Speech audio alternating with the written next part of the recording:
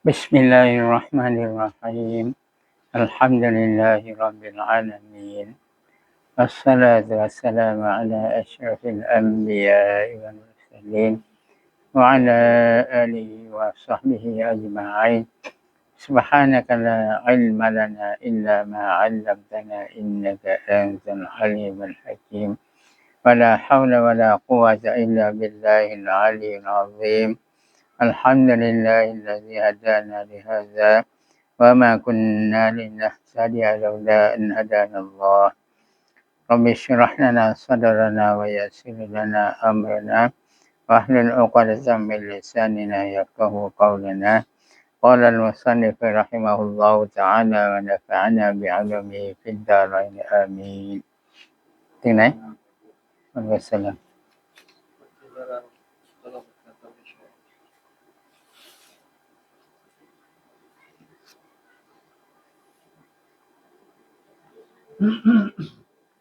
seperti barang yang telah berkata oleh syair dah. Bismillahirrahmanirrahim. Seperti barang yang telah berkata oleh syair มันยังสิ่งที่ได้กล่าวโดยชาอิรผู้แต่งกลอนนะHafila qad istawa bishrun 'ala al-'iraqi min ghairi sayfin wa damin muhraqi qad istawa bishrun 'ala al-'iraqi min ghairi sayfin wa damin muhraqi Artinya mereka sungguhnya telah memerintah oleh Bishrun. Tapiได้ปกครองโดย Bishrun ชื่อคนละ atas negeri Iraq ได้ปกครองและ Bishrun นั้นบนเมืองIraq daripada kerajaan pedang โดยที่ไม่มีดาบdan darah yang ditumpahkan และไม่มีเลือดที่จะต้องเนื้อที่จะต้องน่องไม่มีเลือดที่จะต้องน่องเลือดอย่างนี้ dengan tiada perang คือปกครองเดียวโดยที่ว่าไม่ต้องรบไม่ต้องทำศึก dan bertanya oleh seorang laki-laki akan Imam Malikและมีคนชายคนหนึ่งได้ถามอิหม่ามมาลิกdaripada ayat ini จากอายะห์นี้Ar-Rahmanu 'alal arsy istawa นี่นะTuhanชื่อรอห์มานนั้นสูงบนอารัช istawa นี่makna tertinggi นะ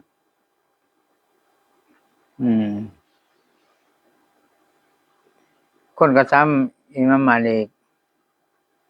จากอายัดที่ว่า Tuhan ชื่อรอห์มานเนี่ยสูงบนอารัชmereka apa maka tunduk ia lekakom Imam Malik kom akan kepadanya kom huwa ke Imam Malik Imam Malik ke kom huwa pada satu ketika ในหนึ่งลักษณะคือkom huwa หนึ่งลักษณะหนึ่งพวกคนถามนะKemudian berkata ia langkang Imam Malik kata bersamaan itu tiada majhul ดาวเทียมหรือว่าตรงนี้แปลว่าจัดสิ่งนี้สูงอีกเดี๋ยวนี้tiada majhul เป็นเรื่องที่ไม่ใหญ่ต่างคนต่างรู้กันและสูงแต่ว่าเป็นเรื่องที่เขารู้กันไม่majhul ไม่ใหญ่dan kaifiatnya itu และกวิธีการสูง Tuhan ที่ว่า tiada dapat diakal คืออากาศจะคิดไม่ได้วิธีการที่ Tuhan สูงบนอารัชเนี่ยเราจะคิดไม่ถึงอากาศคิดไม่ออก dan beriman dengan dia และ iman ด้วยกับมันด้วย bersamaan ด้วย tinggi อะไรอย่างนี้และอิมันด้วยคำว่าสูงวาญิบต้องอิมันเพราะ Tuhan ว่าไว้ว่า Tuhan สูงบนอารัช dan bertanya daripadanya และไปถามจากนั้นจากเรื่องที่ว่า Tuhan สูงเปื่อยเนาะ บิดาอะห์เป็นเรื่องบิดาอะห์ไอ้เรื่องที่ว่าประดิษฐ์ขึ้นในสมัยรอซูลุลลอฮ์ก็ไม่ถามกันหรอกปานนี้ Dan tiada aku sangka akan dikauและฉันไม่ได้นึก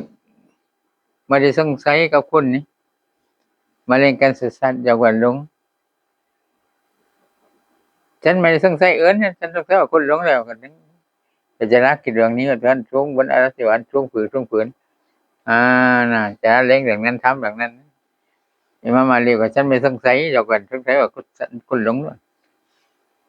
maka menyuruh jauh ia dengan dia deh menyuruh jauh ia nah Imam Malik kan ได้ใช้ห่างไกลเสียdengan dia กับมันจากการbahas เรื่องว่าท่านทรงฝืนห่างไกลเสีย maka keluar ia orang laki-laki seorang laki-laki เลยคนชายคนนั้นก็ออกจากอิหม่ามมาลิกไปใช้อิหม่ามมาลิก dan telah bertanya oleh Zamakhsyari ได้ถามโดย Zamakhsyari ที่คนหนึ่ง akan Ghazali ถามอิหม่าม Ghazali daripada ayat ini จากayatนี้ayatที่ว่า Ar-Rahmanu 'alal 'arsy istawa ท่านชื่อ Rahman ทรงบนอารัสสวรรค์หมายความว่าเพล maka menjawab ia เลย Imam Ghazali ตอบ akan dia akan Zamakhsyari pertanyaan Zamakhsyari Imam Ghazali นะได้ตอบคำถามของ Zamakhsyari ว่าท่านทรงนะที่ว่าอายัดที่ว่าท่านชื่อ Rahman ทรงบนอารัชนะหมายความว่าเพล Imam Ghazali ตอบdengan katanya dia klauและ Imam Ghazali apabila mustahil bahwa engkau kenal akan diri engkau มันยังบ่ได้เป็นไปไม่ได้สติปัญญาไม่ยอมรับ bahwa engkau kenal akan diri engkau ในการที่คุณรู้จักกับตัวของคุณ dengan kaifiatnya ด้วยวิธีการที่คุณสิรู้จักตัวของคุณด้วยวิธีการ atau di mana tempatnya หรือว่าที่ไหนที่ของมัน maka bisa pula ya dengan kehambaan engkau itu dengan แบบไหนสมควรโดยการเป็นบ่าวของคุณน่ะ bahwa engkau sifatnya Allah Taala ในการที่คุณจะบอกลักษณะของ Allah Taala ตัวของคุณน่ะคุณจะเห็นอยู่ kaifiat วิธีการนะที่ตรงนั้นได้ที่เป็นดื้อตรงนั้นได้ที่เป็นหัวโกงบอกให้ไม่ได้เนาะนะได้แต่ฮู้เป็นปานนั้นนะบอกให้ไม่ได้ได้มุกเป็นปานนั้นแล้วบอกให้ไม่ได้ได้แต่ฟันคนนั้นที่ย้อยเดี๋ยวคนนั้นเอียดบอกให้ไม่ได้ในเมื่อคนจะเห็นในการรู้จักตัวของคนน่ะที่ว่ารู้จักสีของตัวของคนน่ะคนจะเห็นดังนั้นพันธุ์พืชที่สมควรโดยการเป็นฮัมโมของคุณการเป็นบ่าวของคุณนั้นในการที่คุณจะไปสิฟัตอัลเลาะห์ตะอาลาคุณจะไปบอกลักษณะอัลเลาะห์ตะอาลา dengan di mana tempat wajah ตรงไหน atau bisa berinya pada นะหรือว่าพันธุ์พืชจะบอกแบบไหนจะบอก Padahal ia Maha Suci dari belajar demikian itu dan sebabที่อัลเลาะห์ตะอาลาซึ่งบริสุทธิ์จากสิ่งต่างๆจะบอกให้ไม่ได้แค่เพียงนะตัวของเราก็เราบอกให้ไม่ได้เพราะถ้าว่าที่คนแรงอย่างเดียวนี่สิฟัดแรงของคนเยอะหรือบอกให้ไม่ได้ได้ยินที่ว่านั้นสิฟัดได้ยินของคนเยอะหรือแต่บางคนที่ไม่ได้ยินก็ฮู้มาคนละกันฮู้เหมือนกันแต่คนที่ได้ยินมันเยอะหรือบอกให้ไม่ได้เอาฝือเลยเนาะที่จะได้บอกถึงไกลเฟียของอัลเลาะห์ dan setengah daripada barang yang memberi waham berjisim itu danส่วนหนึ่งที่ทำสิ่งที่ทำให้เข้าใจผิดว่าอัลเลาะห์ตะอาลาเป็นตัวตนนะสิ่งที่ทำให้เข้าใจผิดว่าอัลเลาะห์ตะอาลาเป็นตัวตนfirman Allah Taala kawa wajaa rabbuka dan telah datang Tuhan engkau และได้มา Tuhan ของคน Tuhan มานี่เข้าใจว่าเป็นตัวตนแล้วมั้ยเนาะมาเพื่อมาตัวตนเนาะเข้าใจปานนั้น dan hadis yang sahih และมี hadis sahih ว่า yanzilu rabbuna kulla lailatin yanzilu rabbuna kulla lailatin ila sama'id dunya hina yabqa sulusul laili al-akhiru wa yaqulu man yad'uni fa astajibu lahu ويقول من يدعوني فأستجيب له فمن يسألني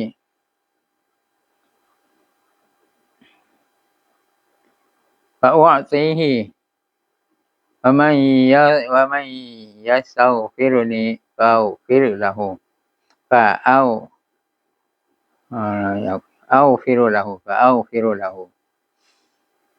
ومن يستغفرني فأغفر له Artinya maka telah turun Tuhan kami Tuhanของเราได้ลง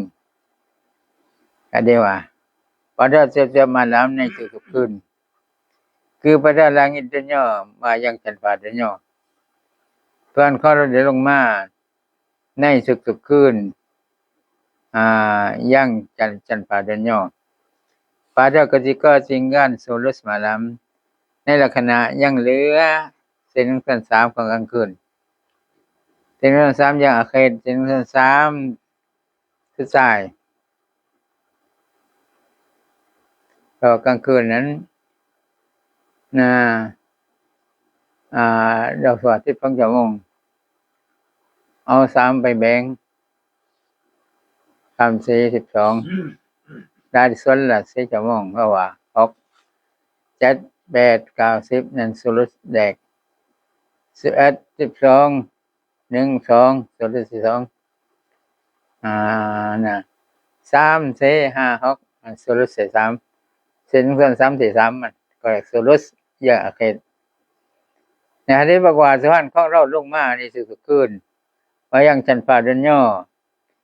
ในตอนคงเหลืออยู่เส้นที่3ของกลางคืน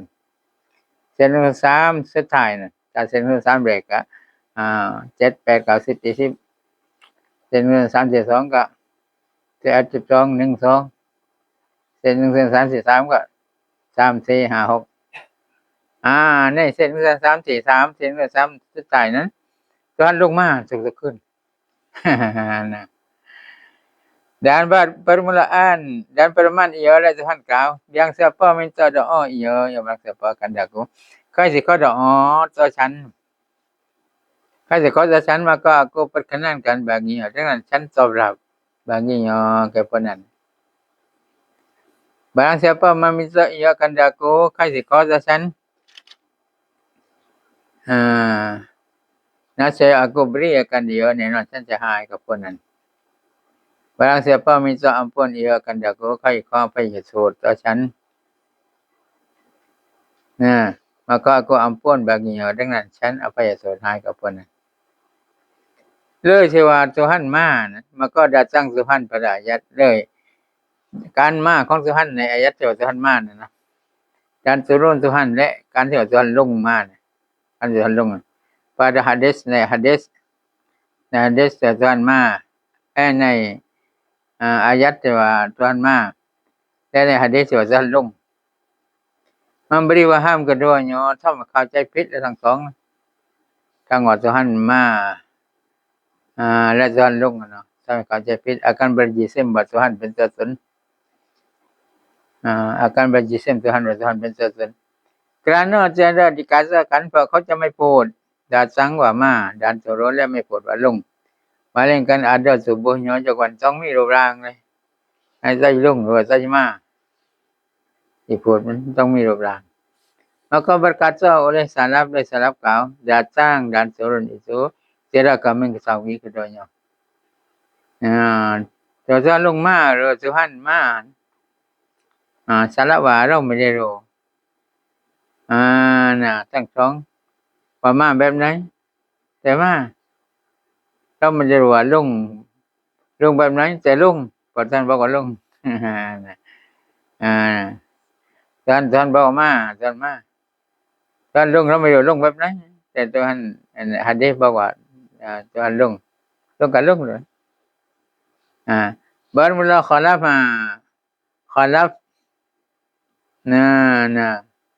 ulama ulang berkata mereka itu khalaf นั้นได้กล่าวว่า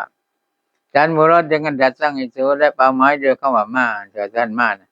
azab Tuhan engkau azab ของ Tuhan ของคุณนี่มาเพราะมาไม่ใช่ Tuhan เอง azab ของ Tuhan มา azab pekerjaan Tuhan engkau Tuhan ตรงนี้ให้ดีกับ Tuhan แล้วเนาะ azab pekerjaan Tuhan engkau เรียกว่าการงาน Tuhan ของคุณนี่แหละมาไม่ใช่ Tuhan มาเองไม่ใช่นะ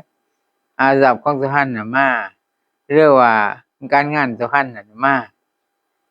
yang melengkapi bagi azab การงานนั้นถึงสิ้นพันไปด้วย azab นั่นเขาละว่า dan murad dengan turun itu และเป้าหมายโดยคำว่าลงว่า Tuhan ลงmalaikat Tuhan kita malaikat Tuhan ของเรา malaikat ของ Tuhan น่ะมาเพื่อกล่าวว่าสร้างเครื่องฤทธิ์เคยได้ยินไหมลองดูสร้างเครื่องฤทธิ์เคยได้ยินเหรอไม่เคยเหรอเคยได้ยินสร้างเครื่องฤทธิ์ก็สร้างวันไหนมันทำบ้านเรานี่เลยแต่ถึงก็อยากสร้างเครื่องฤทธิ์มาทำมาอะไรเราเปล่าเบื่อชะง้อสร้างเครื่องฤทธิ์อันนี้ก็พนันTuhan ลงTuhan นั่นไม่ใช่Tuhan ลงmalaikat ของ Tuhan น่ะลงมาพนันอันนี้ก็เหมือนกันเลยสร้างเครื่องฤทธิ์สร้างเครื่องฤทธิ์เพื่อกูทำอีตายเลยสร้างเครื่องฤทธิ์เนี่ยคือมันเป็นกูคนนั้นเป็นผู้บงการนั่นนะจะเป็นสร้างเหมือนนั้นเนาะชี้ไก่ตายเลยไม่หรอตั้งนี่ก็พนันเลยTuhan ลงทำmalaikat ของ Tuhan ลงมานั่นแหละเป้าหมายโดยคำว่าลงนั้นmalaikat Tuhan kita malaikat Tuhan ของเราmaka berkata ia malaikat kau dengan izin Allah Taala ด้วยอนุญาตของ Allah Taala malaikat kau hingga akhir juga sangcomไ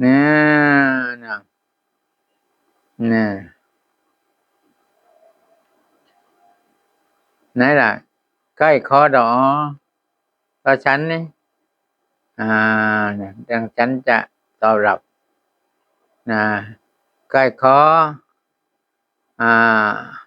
ต่อฉันนั่นแน่นอนฉันจะหายและใกล้คอพระสดต่อฉันนั้นฉันจะเอาไปหายนั่นใครก็เกิดmalaikat เนี่ยเป็นคนกล่าวโดยการizin มาจากอัลเลาะห์ตะอาลาการอนุญาตมาจากอัลเลาะห์ตะอาลาseperti yang tersebut pada hadis yang sudah dibawakan hadisนี่เราจะถึงอะไรอายัดมุตชาบิฮาตอายัดที่ว่าทำให้เราเข้าใจแก่ว่า Tuhan นั้นเหมือนกับbaru dan setengah daripada barang yang memberi waham pada berupa itu และส่วนหนึ่งจากสิ่งที่ทำให้เข้าใจผิดว่า Tuhan เป็นรูปbarang yang beri ayat akan diakan barang oleh Ahmad สิ่งซึ่งหะดีษที่รายงานกับหะดีษนี้โดยอะห์มัดและชัยคอนและโดยเชคบุคอรีและมุสลิมหะดีษว่าคืออินนะรอจุลันضرب عبده إن رجلا ضرب عبده فنهاه النبي صلى الله عليه وسلم فقال إن الله تعالى خلق آدم على صورته อินนัลลอฮะตะอาลาคอลักอาดัมอะลาซูเราะติฮิArtinya หมายความว่า bahawa seorang laki-laki แท้จริงคนชายคนหนึ่งมันบ่ควรเอื้อกันหาหมอยมันได้สิศาสตร์ของมันชายคนหนึ่งมาสิศาสตร์ของมันก็menegur akan dia oleh Nabi sallallahu alaihi wasallam และนบีห้ามคนนั้นในการตีศาสตร์ถึงนบีห้ามdan bersabda ialah Nabi kata bahwasanya Allah Taala menjadikan ia ya Allah akan Nabi Adamแท้จริงอัลเลาะห์ตะอาลาได้สร้างกับนบีอาดัมนี่ atas rupanya บนรูปนั้นmaka ahli salaf berkata oleh ahli salaf คนยุคก่อนกล่าวว่า berkata oleh mereka itu bahwa berrupa itu secara kami ketahui akan dia akan rupa รูปแบบเดียวนี้เราไม่รู้กับมันกับรูปที่ท่านสร้างนบีอาดัมบนรูปของพระองค์นี้รูปของอัลเลาะห์เราไม่รู้ Dan khalaf berkata ulama ulang kata mereka itu pokoknya bermula murad dengan rupa itu berkata mereka itu khalaf dikau pok yuk lang kata bermula murad dengan rupa itu ความหมายโดยคำว่ารูปนั้นสิฟัตหมายถึงสิฟัต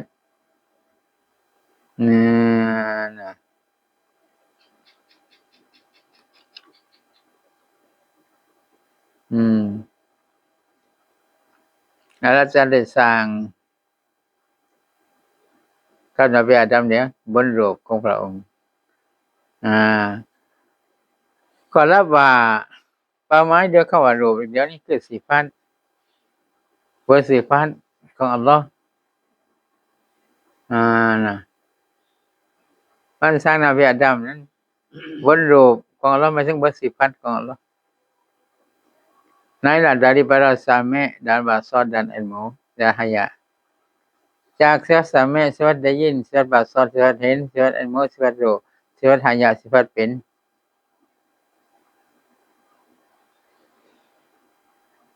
maka yaitu atas rupa sifat pada jumlah เลยอาดัมเดียวนี้ที่ว่าอัลเลาะห์สร้างบนรูปของอัลเลาะห์หมายถึงบนรูปsifat pada jumlah ni sendiri manaรูปsifat dan jikalau adalah sifat Allah Taala itu qadim ซึ่งแม้ว่าอย่างไรsifat ของ Allah Taala qadim dan sifat manusia itu baru dan sifat ของมนุษย์ baru sekalipun saksiก็ตาม dan ini dibinakan atas bahwasanya dhamir pada suratih itu kembali atas Allah นี่ได้ก่อบนว่าแต่จริงdhamirในสุราตินี่แต่จริงอัลเลาะห์ตะอาลาได้สร้างอาดัมนั้นบนรูปนั้นรูปของอัลเลาะห์dhamir เราไปหาอะไรล่ะkembali atas Allah เราไปหาอัลเลาะห์อัลเลาะห์ตะอาลาสร้างอาดัมบนรูปของอัลเลาะห์บนสิฟัตของอัลเลาะห์ Dengan dalil riwayat yang lainด้วยหลักฐานมีรายงานอื่นแล้ว daripada riwayat yang dulu itu จาก riwayat ก่อนนั้น yaitu นั่นคือ fa innallaha khalaqa adama ala suratir rahman fa innallaha khalaqa adama ala suratir rahmani dan setengah ulama dan bang ulama kalau salahแต่จริงอัลเลาะห์ตะอาลาได้สร้างอาดัมนั้นบนรูปของตุฮันอัลรอห์มาน dan setengah ulama และบางอุลามะว่า menjadikan ia akan dhamir pada suratih itu คือมันทำกับ dhamir ในคำว่า suratih เนี่ยแต่จริงอัลเลาะห์ตะอาลาได้สร้างอาดัมบนรูปของพระองค์dhamir นั้น kembali atas saudaranya กลับไปหา saudaraพี่น้องyang diserahkan dia pada tarik เสียดายชัดเจนให้ความชัดเจนกับมันในทางyang meriwayat akan dia oleh muslim ที่ได้รายงานกับมันโดยมุสลิม dengan lafaz ด้วยคำว่า wa idza qatala ahadukum akhahu فَلْيَجْتَنِبِ الْوَجْهَ فَلْيَجْتَنِبِ الْوَجْهَ فَإِنَّ اللَّهَ خَلَقَ آدَمَ عَلَى صُورَتِهِ Artinya mereka maka apabila membunuh oleh seorang kamu jangan maknanyaว่าได้ฆ่าเลยคนใดคนไหนจากพวกกัน akan saudaranya ke pinangของมัน maka hendaklah menjauh ia akan berkonyol dengan jung hangไกล กับนา ก็อย่าไปทำลายเสียนา maka bahwa Allah Taala dengan sejing Allah Taala menjadikan ia akan Adam itu Allah Taala ได้สร้างนบีอาดัมนั้น atas rupanya บนรูปของพระองค์เลยบางคนเราไปหาสดารบนรูปของพี่น้องmaka apabila adalah seperti ini mungkin jangan maknanyaว่าได้อย่างนั้นเป็นอย่างนั้น maka sedianya dengan jadi man muharramah akan diaก็ให้เกียรติกับมัน dengan memeliharakan mukanya โดยการรักษาใบหน้าอย่าไปทำลายอย่าไปกาใบหน้านั่นแหละเวลาที่เขาไปจัดการไม่ทำลายใบหน้าการตัดคอเนาะ dan setengah daripada barang yang memberi waham และส่วนหนึ่งจากสิ่งที่ให้ความเข้าใจผิด barang anggota ว่าอัลเลาะห์ตะอาลามีอวัยวะ firman Allah Taala kau wa yabqa wajhu rabbika wa yabqa wajhu rabbika artinya mereka dan kekal oleh muka Tuhan engkau ถาวรและไม่เสียหายและใบหน้าท่านของคุณใบหน้าของท่านไม่เสียหายเข้าใจกันอย่างน่ะ dan lagi firman-Nya และอีกแล้ว Allah Taala กล่าวว่า yadullahi fawqa aydihim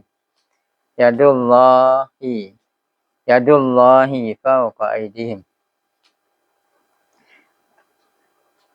artinya mereka bermula tangan Allah Taala มือของ Allah Taala แต่tangan mereka itu อยู่บนมือของพวกนั้นเข้าใจต้องเข้าใจ Allah Taala อย่างมือสิก่อนต้องเข้าใจว่า Allah Taala อย่างหน้า แล้วlagi hadis มี hadis inna quluba bani adama kullaha ka qalbi wahidin baina asbu'aini min asabi'ir rahmani inna quluba bani adama kullaha ka qalbi wahidin baina asbu'aini min asabi'ir rahmani artinya bahawa segala hati anak Adam นะแท้จริงทั้งหมดหัวใจลูกอาดัมsekaliannya ทั้งหมดนั้น seperti hati yang satu menjaga หัวใจอันเดียว antara dua anak jari ในระหว่าง2ลูกนิ้ว daripada segala anak jari Tuhan จากทั้งหมดลูกนิ้ว Tuhan แต่เข้าใจว่า Tuhan มีอวัยวะ dia bernama Rahman ซึ่งชื่อว่า Rahman maka bermula salaf kawa berkata mereka itu salaf kawa bagi Allah itu muka sebab Allah mina dan tangan dan mima dan segala anak jari mi lub niu tiada kami ketahui akan dia tidak melu mi panpre nah yang naจะไม่มากันนะเราnah yangมือจะไม่มากันมือเราyang niuจะไม่มากันนิ้วเราpanpre là mấy đó nah salaf tiada kami ketahui akan diaเราไม่รู้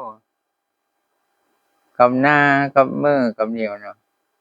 dan bermula khalaf khalaf ke ulama belakang ni berkata mereka itu ulama belakang kawa bermula murad daripada muka itu pamai dia kawa Allah Taala minan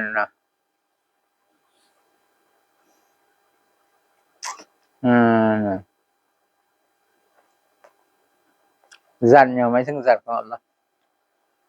wajib wajib rabbika ที่ว่าต่อเนื่องกับการคงยืนและ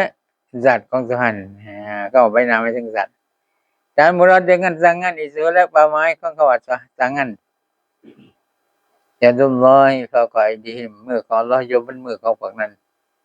ปาหมายถึงว่ามือและกุดรัตหมายถึงกุดรัตอำนาจคือมือของอัลเลาะห์หมายถึงอำนาจของอัลเลาะห์ฟาวqa aydihim อยู่บนมือพวกนั้นอยู่บนอำนาจของพวกนั้นนะdan murad dari katanya antara dua anak jari และปาหมายจากคำที่ว่าระหว่าง2ลูกนิ้วdaripada segala anak jari Rahman itu จากทั้งหมดลูกนิ้วของ Tuhan Rahman นั่นน่ะหมายถึงอะไร antara dua sifat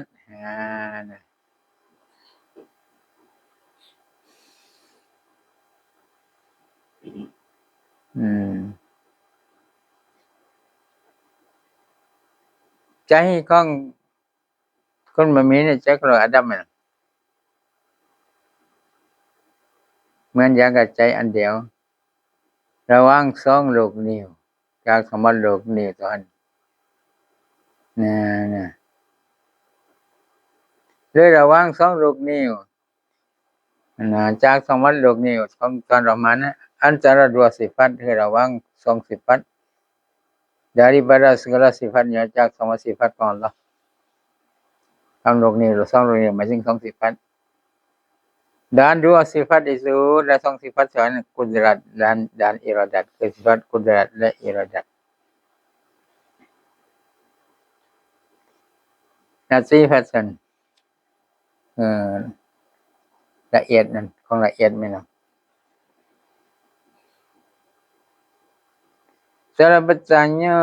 Asy'arani akan ceknya al-khawas Asy'arani ได้ถามคู่ของมันชื่อว่า al-khawas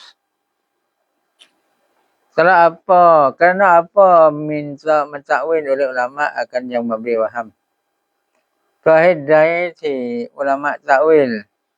อุลามะพันแปรakan yang memberi waham กับอายะห์หรือว่าหะดีษที่ให้ความเข้าใจผิดyang jatuh daripada syarak ซึ่งมันเกิดขึ้นจากสyarak dan tiada mentakwil oleh mereka itu dan ulama mentakwil akan barang yang memberi waham กับสิ่งที่ให้ความเข้าใจผิด yang jatuh daripada wali ที่เกิดขึ้นจากวาลีได้ที่สyarak mentakwil แต่เพราะว่าคำมาจากกุรอานมาจากหะดีษตะวิลแม่นเนาะความที่ให้ความเข้าใจผิดmaka menjawab ya Zukun tawab Syekh Al-Khawas jikalau insaf oleh mereka itu usahaพวกนั้นคิดให้ดีinsaf พิจารณาให้ดีsaya mentakwil oleh mereka itu akan yang jatuh dari wali itu แน่นอนพวกนั้นอาจารย์ตะวิลกับสิ่งที่เกิดขึ้นจากวาลี dengan yang lebih Allah ด้วยยิ่งที่ว่าดีเลิศยิ่งที่ดีเลิศเลยแต่สิ่งที่เกิดขึ้นจากวาลี kerana bahwasanya mauzud dengan dhaifnya เพราะว่าสิ่งที่เกิดขึ้นที่วาลีเดียวอุซุยด้วยความอ่อนแอของวาลี pada segala ahwal hadrat ในสภาพตอนหน้า bersalahan syarak fit ke syarak maka bahasanya dan sejing yang mempunyai maqam yang teguh เป็นเจ้าของชั้นที่เป็นเจ้าของชั้นที่แข็งแรงที่กระชับ dan terkadang dikatakan และบางที่เขาพูดว่า bermula syarak itu syarak นั้น segianya memeliharakan asas yang jatuh daripadanya barang sedapat-dapatnya บางที่เขาพูดว่าชาระนั้นเสียเสียดีมันไม่ได้รอกันเพื่อต้องรักษาอาจารย์yang jatuh บนสิ่งที่ตกสิ่งที่เกิดขึ้น daripadanya จากมันจากชาระ barang sedapat-dapatnya สุดความสามารถเลยต้องรักษาสิ่งที่เกิดขึ้นจากชาระสุดความสามารถ kerana bahasanya ia เพราะว่าแต่จริงชาระนั้นดีกุดdengan dia เขาก็ตามกับมันตามกับชาระ การ tiada seperti demikian itu wali และไม่เป็นเช่นนั้นเลยwali ไม่เป็นเช่นนั้น maka bahwasanya dengan sejing tiada dipeliharakan atas kalamnya เขาจะไม่รักษาบนคำพูดของวลี kerana bahwasanya tiada diikut dengan dia เพราะว่าแท้จริงwali dia เขาไม่ได้ตามกับมัน maka apabila memberi paham ia yang badai มันให้ความเข้าใจผิดdisia-siakan dia เขาก็ถือว่าไร้ประโยชน์ dan hasil dan syarup tariqah salaf dan khalaf itu แนวทางการยึดถือของพวกยุคก่อนและพวกยุคหลังนั่นdan khalaf itu ahli sunnah เป็น ahli sunnah ทั้งเป็น ahli sunnah keduanya เป็น ahli sunnah ทั้งสองทั้ง khalaf ทั้ง salaf ทั้ง khalaf ถูกต้องเป็น demikian lagi wajib kita ikutkan pula ada bagi al itu biar apa sifat fa'ilnya wallahu a'lam